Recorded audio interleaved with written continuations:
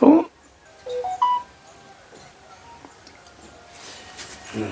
ऐसा है, देखो गीता में कि 8वें अध्याय में भगवान कहती है यम यम वापी स्मरण भावम त्यजत तन्ते कलेवरम। जो जो जिस भावना को स्मरण करते हुए शरीर को छोड़ता है। जब अटल बिहारी जी और आडवाणी जी, रामचंद्र परमहंस का शरीर छूटा था, वो आए थे उस समय में, तो परमहंस जी ने कहा था मेरी अंतिम इच्छा ये है कि मैं रामलला का मंदिर देखना चाहता हूँ। बताइए राम, ये कहा था। वो भी आए होंगे दर्शन करने को, रामचंद्र परमहंस आए होंगे, क्योंकि सबसे 1948 में उन्हीं ने अपनी राम जन्मभूमि का मुकदमा दायर हाई कोर्ट, सुप्रीम कोर्ट में किया था। अच्छा अच्छा। वो समय उपाध्यक्ष अध्यक्ष थे वो शायद। हाँ, अध्यक्ष तो वो अंत तक रहे, फिर बाद में छोड़ दिया। तो वो, अरे वो बहुत ऊंचे महात्मा थे भाई, परमहंस जी। हाँ, महात्मा परमहंस जी बहुत पढ़े लिखे थे, आयुर्वेद से आचार्य किए थे वो। जो इसकी व्याकरण की आचार्य थी, पढ़े लिखे महात्मा थे, लेकिन बोलने में इतने स्ट्रिक्ट थे कि राष्ट्रपति उनको बुलाते थे। अच्छा। हाँ, अच्छा। जब कोई बात समझ नहीं हो, धर्म के बारे में, कोई शास्त्र के बारे में जानना हो, तो उनको बुलाते थे। वो उससे जाते, हवाई जहाज से जाते थे। वहाँ अपनी सलाह वलाह, कॉन्फिडेंशियल मीटिंग भी होती है ना, उसमें बैठते रहे, शामिल होते थे। इतनी उनमें अरे बहुत योग्यता थी रामचंद्र परमहंस, बोलने में बहुत दमंगी। अच्छा। बोलने में भी कोई ऐसा नहीं किसी भी विषय पे किसी भी प्रकार से बोलना है तुरंत बोलेगा। हाँ, एक बार एक मुसलमान ने ट्वीट की, मंच पे बैठे थे, क्या ट्वीट की कि ये हिंदू के देवता ऐसे होते हैं कि एक हाथ में लड्डू लिए, एक हाथ से लिंग पकड़े हैं। अरे मूर्खा। फिर वो एक हाथ ऐसे नीचे की होते ना, तो मुसलमान ने ऐसी ट्वीट कर दी। बोले हाँ। अब परमहंस जी ने सुन लिया, तुरंत खड़े होकर बोले हाँ ठीक तो है। बोले क्यों? बोले इसलिए कि वो लड्डू खाते थे तो इस्लाम के खुदा ने कहा कि हमको दे दो, तो बोले तुम जो खा लो। अच्छा। हाँ, इसलिए वो पकड़े हैं। अच्छा। तुरंत चुप हो गए। इतना उनको हाजिर जवाब था कि कोई समझ नहीं सकती। अरे राम, हाँ विचित्र जवाब था। बोलती बंद। अरे चुप रहेगा जी को। अरे तो मतलब परमहंस जी बुद्धिमान भी थे। अच्छा। और पढ़े लिखे भी थे, ऐसी बात नहीं। जैसे अब छतरपुर स्टेशन में जो बोलता था देशराज पटेल, अच्छा, वो MA किए था, डबल MA किए था। अच्छा। हिंदी साहित्य से MA किया था। जी। उसके गाना वाना खूब सुने, आपने सुने हो। लेकिन बोलता ऐसे था कि पक्का देहाती, एकदम से गंवार आदमी है। अच्छा। बोली ऐसी थी, बुंदेलखंडी बोली बोलता था। बुंदेलखंडी अच्छी भी लगती है। इतना बोलता था। एक बार बोला हमारी, देखो हमारी ससुराल में बहुत इज्जत है। देखो हम एक दृष्टांत बता दूँ, बहुत इज्जत है हमारी ससुराल में। कितनी इज्जत है? बोली एक बार हम अपनी ससुराल में गए तो हमारी श्रीमती जी वहीं थी। तो श्रीमती जी का नाम क्या बताया था, मालती बताया था, क्या कुछ ऐसा नाम था। तो बोले, तो गांव वालों ने पूछा कि ये कौन आए हैं? तो बोले वही तुम्हारी मालती के पतिदेव बनी। ऐसा नहीं कहा, मालती के। तो मालती के ससुर है ये? ससुर नहीं। कौन है? देवर हैं, जेठ हैं। हाँ। कौन है? बोले जो तुम्हारी मालती के लतरौंदा। देखो हमारी कितनी इज्जत है। तुम्हारी मालती के लतरौंदा। तो मतलब इस प्रकार से बोलने में लोगों को ऐसी बुद्धि सरस्वती की देन है।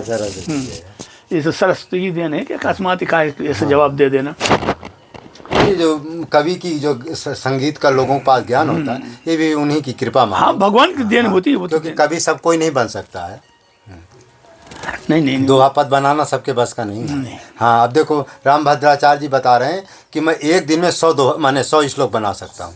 नहीं, 100 श्लोक नहीं, वो तो कई श्लोक बना, 100 गिनती कम बताई उनने। अच्छा। 1 घंटे में 100 कहा होगा। एक दिन में तो बहुत श्लोक बना देंगे वो। हाँ, उनकी कैपेसिटी हमने देखा ना। वहाँ अभिराम दास जी के वहाँ नर्मदा के किनारे पर वो प्राण प्रतिष्ठा थी अभिराम दास जी की। तो उसमें गए थे, बुलाया था इनको। तो इन्होंने तुरंत में नर्मदा जी की स्तुति बना के बोले कौन से छंद में बनानी है। अच्छा। हाँ, अच्छा अच्छा। तो पंडित बोले कि शिखंडी छंद में। हाँ। तो शिखंडी छंद में उनने स्तुति बना करके नर्मदा जी की स्तुति की थी, सबके सामने। सबके सामने, मंच पे बैठे बैठे। सामने क्या होता है, अरे राम। हम वहाँ थे। अच्छा अच्छा। तो वो 1 घंटे में 100 श्लोक कह दिए तो कोई कम ही है। कम है। हाँ, अच्छा अच्छा। बहुत सरस्वती की अति कृपा है उनके उपास में। सुनते हैं महाराज जी कुछ एक उन्हीं के शिष्य था यहाँ प्रमोदमन में। महाराज जी कुछ हनुमान जी का अनुष्ठान उन्होंने शुरू में किया है क्या कुछ? देखो हनुमान जी का अनुष्ठान तो बहुत लोग करते हो, जब जिसकी प्रतिष्ठा हो जाती तो वो सब हो जाता है उनके पास। अच्छा। सब हो जाता है। वो हमको लगता है जब ऊपर वो ताकते हैं कुछ उनको ऐसा मिल जाता है कि कुछ ऐसा कुछ ज्ञान हो जाता है क्या? नहीं, ताकने का मतलब ये होता है, हाँ। जो सोचते हैं ना, अच्छा। वो ऊपर कोई है कि तो जो उनकी कैसेट होती है जो हाँ।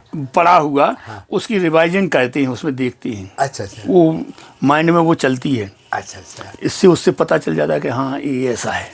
अच्छा। कभी कभी वो हाँ।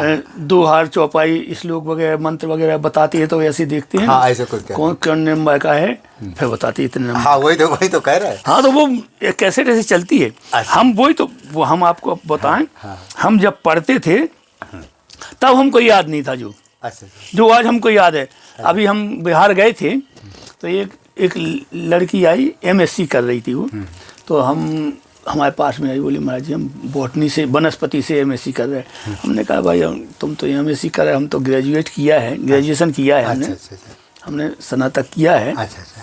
तो वनस्पति से ही हमने किया है। अच्छा अच्छा। तो और उसको फिर हमने पढ़ाया। हाँ। बोली महाराज जी ऐसे तो हमारे प्रोफेसर नहीं पढ़ाती हैं। आपने पढ़ाया? हाँ, हमने उसको पढ़ाया। तो वो अब भूल नहीं गए इतने दिनों से? हाँ, वो तो कैसेट चलती रहती है। वो कहता हूँ अभी हमको पृष्ठ संख्या याद है कि इस पन्ना संख्या पे मिला, वो पुस्तक मिलेगी नहीं तो बता देते कि तो आप तो बहुत बड़े इस समय प्रोफेसर होते हैं, संत न बने होते तो। नहीं, बने कुछ नहीं होते, तो भगवान की कृपा है, ईश्वर प्रणधाय भगवान की। भाई महर्षि पातंजलि ने जो अष्टांग योग लिखा ना योग शास्त्र में, तो उन्होंने लिखा इस प्रकार अष्टांग योग से करके आदमी 100 साल तक निरोग रह के जी सकता है, अथवा ईश्वर प्रणधाय या भगवान की कृपा से। भगवान की कृपा से। तो भगवान की कृपा सारे साधनों से ऊपर है। सही है नहीं? भगवान की कृपा सर्वश्रेष्ठ। भगवान की कृपा, इसलिए हमेशा भगवान की कृपा के पात्र बनना चाहिए। अच्छा देखो, अब आगे हमको पता, हमने आपसे एक बार कहा था ना कि कन्फर्म, कंप्रोमाइज और कॉपरेशन, ये 3 शब्द बोले थे। तो अब ये रामायण में हमको प्रसंग मिला ये कि प्रेम भगति राम भगति बिन सुन खगराई, और जानी न जाए राम प्रभुताई हैं, और जाने बिन न होए प्रतीति माने कन्फर्म। जाने बिन न होए प्रतीति, और बिन प्रतीत होए नहीं प्रीति। ये क्या होगा? कंप्रोमाइज। प्रीत बिना नहीं भगत दृढ़ाई, मजबूत भक्ति नहीं, दृढ़ भक्ति नहीं होती है। ये हो गया कंप्रोमाइज। कंप्रोमाइज हो गया, कन्फर्म कंप्रोमाइज है। और भगति प्रीत बिना नहीं भगत दृढ़ाई, और जिम खकवती जल की चिमनाई। और जब भगवान की भक्ति न कहेंगे तो भगवान की कृपा नहीं होगी। कृपा के पात्र हम तभी बन पाएंगे तो जब हमारे अंदर में दैन्य भाव आए। जे दीन प्यारे वेद पुकारे दरबार, हमारे अंदर में दीनता आ जाए जब, तब हम भगवान के कृपा के पात्र होते हैं। और जब भगवान की कृपा हो जाती है, इसने विराट ने एक वाक्य लिखा है कि भगवान की कृपा से भींगने के लिए हमको अहंकार के छप्पर से बाहर निकलना पड़ेगा। हम अपना अहंकार छोड़ दें। अहंकार रहते रहते दैन्यता नहीं आती है। जब तक अहंकार नहीं गलेगा तब तक वो दैन्यता नहीं। और ये दैन्यता में जब आंसू बहने लगे तो अहंकार गल करके आंसू के रूप में बह जाता है। समझ रहे? वहाँ अहंकार फिर नहीं रहता है, गल के खत्म। तो वो दीनता हमारे अंदर में नहीं आती है जब तक परमात्मा की कृपा का अनुभव नहीं होता है। तो हमारा जो महाराज जी अध्यात्म मार्ग है या भगवान राम जी का समर्पण भाव है, इसमें जब तक आप रोएंगे नहीं, गिड़गिड़ाएंगे नहीं, दीनता नहीं आए, तो भगवान कभी पिघल नहीं सकते। और साधन तो चलो राम कृपा में सपने जीव न लय विश्राम है। भगवान को पाने के लिए जब तक आपके अंदर नम्रता नहीं आएगी, दीनता नहीं आएंगे, आंसू नहीं बहेंगे, वो पुकारे, तब तक भगवान कभी भूल ही नहीं सकते। अहंकार नहीं छूटेगा जब तक। चाहे जितना बड़ा योगी हो, कुछ भी हो, चाहे जितना बड़ा योगी हो, चारों वेदों का गेता साथ कुछ हो, यदि उसमें नम्रता नहीं आई, दयनता नहीं है, तो भगवान अब करोड़ों युग। शास्त्र में लिखा है विद्या ददाति विनयम। कोई कितनी पढ़ा लिखा आदमी हो, उसके विनय नहीं है तो समझो एक मूर्ख है, गंवार है इसको, क्योंकि इसके अंदर में विनय नहीं आई। विद्या ददाति विनयम, विद्या से विनय। इसलिए भगवान के गुण में तुलसीदास जी ने लिखा है विद्या विनय निपुण गुणशीला है। विद्या भी है और विनय भी है, समझे, क्योंकि विद्या ददाति विनयम। अब देखो तुलसीदास में विद्या भी थे, विनय भी थे, और जगह जगह देखो विनय पत्रिका में उन्होंने अपने को कितना माने छोटा माना, उन्होंने अपने को छोटा नहीं। आज तक किसी कोई भी कवि हो, छोटा कवि हो चाहे बड़ा कवि हो, तो उसने अपनी दयनता का भाव नहीं। तुलसीदास जी ने हर जगह लिखा है। हाँ, देखो हनुमान बाग में लिखा कि पालो तेरे टूक को परो चूक मुकी ना कूड़ कौन दू कौन अपनी वो हेरिए, आपके टुकड़े से पला हूँ मैं। दीनता है। उसमें लिखा है विनय, कविता बली में दोहे में एक पद लिखती हैं, जायो जग मंगल बजाओ नो बधाओ नो सुन, भयो परताप पाप जननी जनक को हैं, बारे ती ललात बिल्लात द्वारे द्वारे दीन, चार फल मानत हो चारू चनक को, चार चना को चार फल मानता हूँ मैं। हाँ वो स्थिति थी। हाँ, सही। तुलसीदास जी दरवाजे में जाता वही बंद कर लेता था। भगवान का प्रभु लीला, कितनी दैन्यता उन्होंने दिखाई, और उन्होंने अपने मुंह से स्वयं कहा है इस बात को, ऐसा नहीं कि कोई दूसरे ने कहा हो, अपने स्वयं कहा। अब ऐसा कोई भी आदमी हो, हमने बहुत से कवियों का, बहुत से लोगों का इसको छिपाते, इस तरह जीवन परिचय छुपाते। अधिकांश ये कह देते हैं कि इनकी आर्थिक व्यवस्था कमजोर होने के कारण से पढ़ाई नहीं कर पाई। ऐसा लिखते कई चरित्र में ऐसा लिखा है। हाँ, इतना दीनता कोई नहीं, अपने को इतना कोई नहीं बका। ऐसा नहीं कहा कि इनको खाने को भोजन नहीं मिलता था, इनके पास में पढ़ने के लिए कपड़े नहीं थे, ये नहीं था, व्यवस्था नहीं थी, इसलिए नहीं पढ़ पाए, पुस्तकें नहीं खरीद पाते थे। ये नहीं, किसी ने नहीं लिखा। अब हम ही कभी बताते तो अपने को इतना नहीं बता पाते हैं। भाई हम भी जब बचपन पढ़ते थे, आपसे बताओ, महाराज जी माता जी पिताजी पैसा नहीं देते थे, तो गेहूँ चावल लेकर के दुकान में बेचना पड़ता था, उसी बेच करके किताब खरीदता। वो किताब नहीं सेकंड हाँ मिलती थी। 25 पैसे में, 8 आने में, आधे तो में। जैसे उसको थोड़ा पैसा दे दिया तो आधे दाम पर तो ऊंचा वाला क्लास वाला दे देता था, उसे पढ़ते थे। अब क्या हुआ, कॉपी की, अब कॉपी तो कोई नहीं देगा। पिताजी का साले ले जा मैंने वो गुड़, और जा दुकान में बेच, बाजार में, हमारे बाजार 2 किलोमीटर मोड़े में ले जाते थे और बाजार में बेचते थे। और भाई जैसे 2 धारा ले गए 13 किलो, हम लोग को धारा महाराज जी 6.5 किलो को होता उधर कौशाम्बी तरफ, सुने होंगे। तो जब दो धारा ले जाएंगे तो वो कितने का, उस समय महाराज 15 रुपया का एक पसेरी एक धारा बिकता था। 15 दूना 30 रुपया का गुड़ बिकता था। और लेकिन महाराज उस समय 30 रुपये की कीमत थी। अरे बहुत कीमत थी भाई। 1 रुपये के 5 किलो तो आलू मिलते थे साली। हाँ, तो नहीं उस समय तो 8 आना का ये गेहूँ चावल ना 8 आना रुपया किलो बिकता था। हाँ, 5 किलो का तो हमने बेचा। हाँ, इतना सस्ता था। हमने पैदा करके गेहूँ बेचा। पिताजी गाड़ी साइकिल से आ जाए, कितना का बिका, तो हमने कहा इतना का बिका, और शायद दे रहो तो वो थोड़ा बैठ करके बिचवा देते थे। फिर वही किताब का कापी वापी खरीदते थे, पेन कापी। और ड्रेस महाराज जी एक बार वो ड्रेस स्टैंडर्ड क्वालिटी नहीं, वो सारा वो नहीं होता था जैसे वो होम गार्ड पहनते हैं ना, खादी जैसा कि हाँ इतनी दूर पहन लो। और सूटर तो कभी मिलते नहीं था। और पैंट पहनने को जांघिया टाइम नहीं होता है, पैजामा टाइम, उसको पहना दे। और चप्पल भी बड़ा मिले तो मिले नहीं, पैदल चलना पड़ा। लेकिन उस समय महाराज जी बाजरा की रोटी खाते थे तो ठंडी लगती भी नहीं थी। नहीं ऐसा उस समय नहीं। हमारी तो और ज़्यादा दैन्य थी। हमारी स्थिति तो ये थी कि राम जी की इच्छा से हम मार खाते थे स्कूल में। और क्या कहते थे, एक लकड़ी बांस की छीन ली, पेन नहीं मिलता था हमको। लकड़ी बांस की लकड़ी छीन ली, और टिकिया आती थी उसकी स्याही की, नीली स्याही लाल स्याही, टिकिया आती थी। तो टिकिया घोल ली एक शीशी में, सही है, और उसमें डुबा के लिखती रही। ऐसे लिखा जाता है। और शीशिया लुढ़क गई तो जो सब फिर खत्म, फूट गई तो फिर खत्म। अच्छा गिरू जाती तो जाता था। अरे स्लेट पत्थर की पहले स्लेट चलती थी, तो इतना तक टुकड़ा रहता था वो, तब तक वही लिए रहती थी, उसी से पढ़ती रहती थी। नहीं हमारे समय तो ये वो लकड़ी की वो नहीं होता था, प्लेट होती थी लकड़ी पार्टी ये चला। तो एक बार लेकर गए तो वो क्या जो मास्टर थे हमारे, वो डरवाना मार, मैं गया नहीं। अब क्या गुस्सा तो मुझे बहुत बचपन में आती थी, आपसे बताओ। मैं जो है गया वहाँ पहली बार पार्टी पटका फूट करके 2 टुकड़ा हो गया। फिर छोटा वाला भाई, बड़ा भाई था, वो ज़बरदस्ती हमको लिवा ले गए स्कूल। फिर महाराज मास्टर पीटे हमको। जब पीटे तो गुस्सा करके आए, वह को फाड़ कर फेंक दिए। मैंने 2 वो कापी, मैंने वो स्लेट, वो मैंने जो लकड़ी का पड़े 2 हो गए। फिर पुरानी वो सड़ी गली कहीं प्लेट पड़ी थी, नहीं पूर्वजों की पड़ी थी, अब वो आधी खा गई थी, वो कहा नहीं, वो डिमक खा गया। कहा साले इसी को, अब वो महाराज बहुत वजन थी भाई, पुरानी मोटी होती थी, ये इसकी पता नहीं काहे की थी महाराज, वजन थी धामुन की। अब सोचे साले अब क्या पटकेगा, धामुन की लकड़ी पटके साले फूटे भी नहीं, बहुत मजबूत होती धामुन। अब उसको घिसे और आधा तो खा गया, आधा लिखे पड़े। फिर जैसे तैसे महाराज जी 2 में मैं 2 बार फेल हुआ, आप बताओ।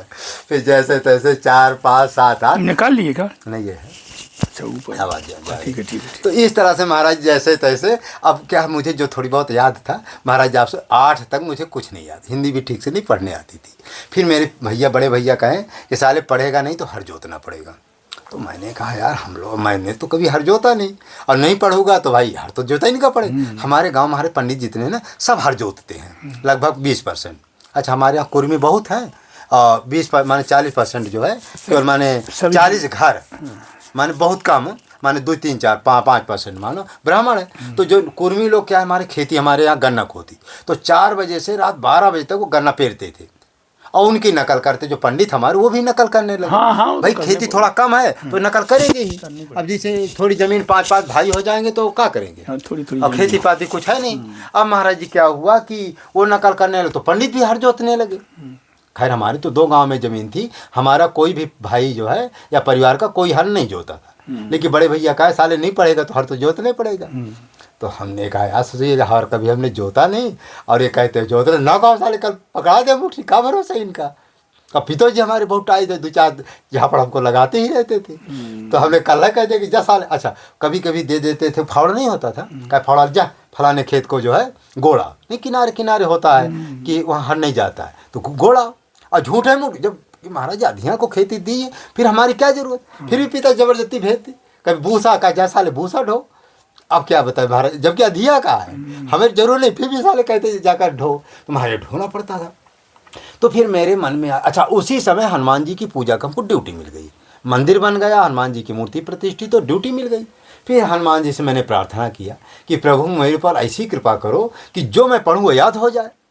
और महाराज जी बजरंग बाण का पाठ, हनुमान चालीसा का पाठ और सुंदरकांड का पाठ, ये मैं दोनों मीटिंग हनुमान आरती करता था, इसी को पाठ करता। फिर महाराज जी 9 से जो कुछ मैं पढ़ लूँ एक बार सब याद होने लगा।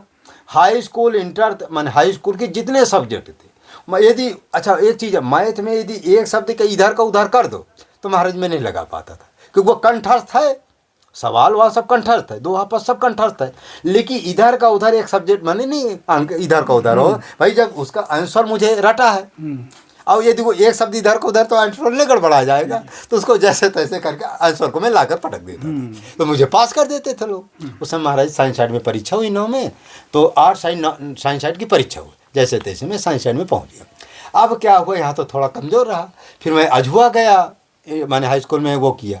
अब क्या है, जो यहाँ सब्जेक्ट पढ़ाए गए वही सब्जेक्ट वहाँ जो है पढ़ाना चालू हुआ। वो मेरा रटाया सब्जेक्ट थे, मैं जाकर बता दिया कि हाँ ये ऐसे ऐसे। तो वहाँ का जो मास्टर आया, हमारे बड़े भैया भी वहाँ लेक्चर पढ़ाई मन पढ़ाते थे, कहा तुम्हारा भाई तो बहुत ब्रिलियंट छात्र है, और हम गधा का गधा।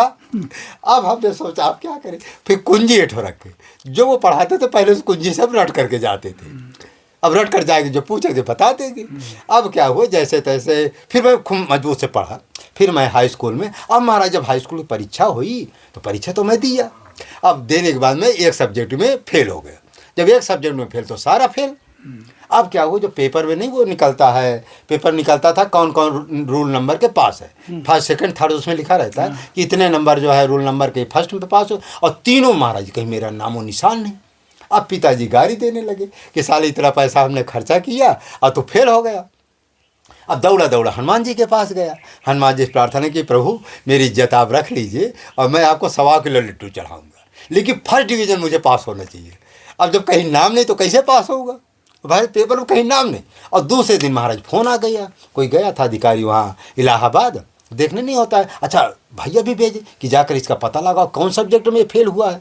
अब वहाँ महाराज जी देखा फर्स्ट डिवीज़न पास, फ़ोन किया बड़े भैया से, पत्र भेजा, कहा है आपका लड़का तो फर्स्ट डिवीज़न पास हो गया। अब हमको विश्वास नहीं। अब जब भी कोई प्रमाण हो तब तो मान जाए भाई कहीं का रोल नंबर कुछ मिले तो, लेकिन उन्होंने फ़ोन किया तो फ़ोन किया, जब पास रहे तभी तो फ़ोन किया, नहीं कोई मूर्ख है। फिर मैं 1.25 किलो लड्डू हनुमान जी को चढ़ाया, पिताजी हमारे इतने खुश हुए क्या बताओ। इस तरह से हनुमान जी पास गए। इंटर में क्या हुआ महाराज, इंटर में कल्याण जी का जमाना था महाराज जी, 500 विद्यार्थी में 16 विद्यार्थी पास हुए, सब फेल का फेल। तो मैंने सोचा जब मैंने 500 में जब 16 तो मेरा नंबर अबे नहीं करे। महाराज भगवान हनुमान जी से जिस दिन मैंने आना था वो रोल नंबर का पेपर, जाकर हनुमान जी प्रार्थना किया कि प्रभु कुछ भी हो जाए आपको 1.25 किलो लड्डू में चढ़ाऊंगा, आप मुझको पास जरूर कर देना। हाँ, ये नहीं कहा था कि फर्स्ट पास करना, सेकंड पास करना, थर्ड पास करना। तो महाराज जैसे पेपर आया मैं अच्छे नंबर से सेकंड में पास हुआ साइंस साइड में। और फिर मैं तुरंत जो है दूसरे दिन जा करके हनुमान जी को 1.25 किलो लड्डू चढ़ाए। और जितने गांव के लोग थे भाई सब फेल सारे, केवल एक गांव का वो माने शुक्ला का लड़का केवल पास हुआ था, बाकी सब फेल। सब आए कहा तू तो सब माने जितने वहाँ लड़के थे सबसे मैं कमज़ोर था, कोई अच्छा नहीं था। लेकिन महाराज मैं जो रट लेता था वो याद रहता, लेकिन कब तक याद रहता था, जब तक पढ़ता था तभी तक याद रहता था। अब सब भूल गया, 1-2 साल तक याद रहा, सब भूल भाल गया। फिर मैं जब हाई स्कूल इंटर के जब बच्चों को पढ़ाने लगा तो कुंजी से रट कर जाता था, उसी को जाकर पढ़ा देता था। तो उस समय 1000-2000 रुपये महाराज घंटा 2 घंटा में ट्यूशन मुझको मिल जाता था। इस तरह से मेरा बढ़िया से हनुमान जी की कृपा चलता रहा। और अब फिर इसके बाद आज कोई पूछो मुझे तो इंग्लिश का दोहा पद नहीं आता, सब भूल गया। नहीं ठीक है, वो तो भूल गया। कोई विदेशी लोग हमको भी हम बताएं। नहीं, आपको तो पूरी इंग्लिश टोटल याद नहीं, हमको ये कुछ याद नहीं है। अच्छा, तो हम यही जब हम पढ़ते थे ना, अच्छा हमारी स्थिति पढ़ने में बहुत, हमको कभी कापी मिलती नहीं रही। अच्छा, किताब नहीं खरीद पाते। 25, 40, 50 रुपये, 40 रुपये तक की, 50 रुपये तक की पुस्तक खरीद आती थी। गाइड महंगी मिलती थी। गाइड तो हमने पढ़ी नहीं। गाइड कहाँ, हमको पुस्तक, मूल पुस्तक नहीं मिलती थी। गाइड और कुंजियाँ की बात छोड़ो। अच्छा, हमको जब हम बहुत छोटे थे तो हमारे यहाँ एक मास्टर थे जानकी प्रसाद सोनी, वो शहर से आते थे, रोजाना साइकिल से आते थे, पढ़ाते थे। तो हमारे पिताजी उनको 4 आने पैसे दे देते थे। तो 4 आने की कम से कम नहीं आती होगी तो आधा किलो के लगभग पहले गोल मिठाई चलती थी चीनी की। और इतनी जैसी जे बकरी की बैंगनी होती है, बस इतनी ही होती थी। अच्छा, ये हमें नहीं पता है। हाँ, रंग बिरंगी रंग होते थे, कई रंग होते थे उसमें। छोटी छोटी इतनी गोल गोल बनी रहती थी, तो वो आती थी। तो वो इतनी 4 आने की इतनी ले आते थे, रखे रहते रहे। हमारी माता राम कहती तो एक कट्टा चलता था हमारे वहाँ, वो अंडरवियर। तो अंडरवियर पकड़ा, जाओ स्कूल चले जाओ, स्कूल में गोल मिठाई मिलेगी। माता जी कहती थी। तो चले गए। तो एक हाथ में स्लेट ली, ऐसी दवाई स्लेट, और एक हाथ से अंडरवियर से चटनी पकड़ी और दौड़ते गए, चले गए। स्कूल में पहुँचे, मास्टर साहब ने एक गोल मिठाई दे दी। तो उसको डाई मुँह में और चूसते जब तक वो घुल गई, वह भाग गया है। अच्छा, भाग गया है। फिर कहीं जा चले जाओ, स्कूल में मास्टर साहब देंगे। सो एक मास्टर साहब इंटरवल के बाद में एक मास्टर फिर दे भी, मास्टर साहब दे देंगे। तो 2 गोल मिठाई वो जना मिल जाए, गोल मिठाई के लालच में चले जाते रहे। तो ऐसे ना होता, जैसे कई मंदिरों में प्रसाद बढ़ता था ना, तो जितने लड़के होते पहुंच जाते थे। अब फिर क्या हुआ कि राम जी की इच्छा से जब हम 3री कक्षा में फिर मॉनिटर बन गए। पढ़ने में हम बहुत होशियार थे। इतने होशियार थे, हम बताएं आपको, जब हमारा नाम लिखा था स्कूल में तो 40 तक पहाड़े। अच्छा, 40 तक पहाड़े, पगुआ, अद्दा, पौना, सवैया, डेवड़ा, अड़ैया, हूंटा, ढोंचा, पोंचा। पढ़ने ब्रिलियंट। इतने हमने स्कूल में नाम नहीं लिखा था तब सीख लिए थे। हाँ, सही। बताइए, घर बैठे। अरे राम, तो हमारे एक कोई पढ़ाने वाला घर में? हाँ, एक हमारे पढ़ाने वाले हमारे चचेरा भाई था एक। अच्छा। वो पढ़ाता था, तो उसके पास बैठ जाते थे हम। तो अब वो लोग तो 1 रुपया, 1.5 रुपया, 2 रुपया इतना महीना की वो ट्यूशन पढ़ाते थे। अच्छा, ये बात। इतना ही था पैसा। हाँ, बहुत होता था। तो उसी में हम बैठ जाते, हमसे कोई पैसा नहीं लेते थे। अब हम तो परिवार के ही थे ना, परिवार के थे, तो इसलिए हम भी पीछे बैठ जाते थे अपने, पढ़ते रहे। तो वो याद हो जाता था साला, याद हो जाता है। नहीं, उस समय जो मास्टर महाराज बहुत मन लगा के पढ़ाते थे। नहीं, मन लगा के नहीं पढ़ाते थे, हमारे खाल खींच लेते थे, बहुत मारते थे। हाँ, बहुत हम लोगों की पढ़ाई इंजेक्शन की तरह, एजुकेशन नहीं हुई। हाँ, सही। देखो दो प्रकार की, एक एजुकेशन और एक इंजेक्शन, दो चीजें हैं। हाँ, सही है। इंजेक्शन टाइप की हमारी पढ़ाई हुई, जबरदस्ती सारे तेरे को रटना है, याद करना। रटना। जैसे इंजेक्शन की दवाई जबरदस्ती नहीं घुसेड़ती हाँ, है, घुसेड़ती। ऐसे जबरदस्ती हाँ, वो जबरदस्ती रटाते। एजुकेशन का मतलब होता है एज योर लोकेशन, जी जी, एज यूकेशन, जैसा है आपका लोकेशन हो उसको जगाना है, जगाना जी। खाली उसको जागृत करना है। बैठे बैठे वो पीछे पहुंच गया। नहीं, हाँ, ये अब नहीं गिरेगा। ठीक है। तो महाराज तो जी- मतलब ये था, हमारी उस समय स्थिति जो है बड़ी कमज़ोर थी, आर्थिक स्थिति कमज़ोर थी। आर्थिक स्थिति कमज़ोर होने के कारण साथ साथ में क्या थे, हमारे पिताजी जो है थोड़े कम ध्यान देते थे। तो हम बचपन से ही थोड़े गरीब कंजस्टेड। वो महाराज जी उस समय क्या है कि हर गांव में जो है नहीं, हम 75% 5 साल तक रहे, 5वीं कक्षा तक पढ़ती रहे, जब तक तब तक हम नंगे घूमते रहे। हाँ, उस समय सही था। अंडरवियर और कट्टा पहन लिया और वो पहन के स्कूल जाती थी। हाँ, पहले ऐसे लोग 5 तक तो हम लोग ऐसे गए।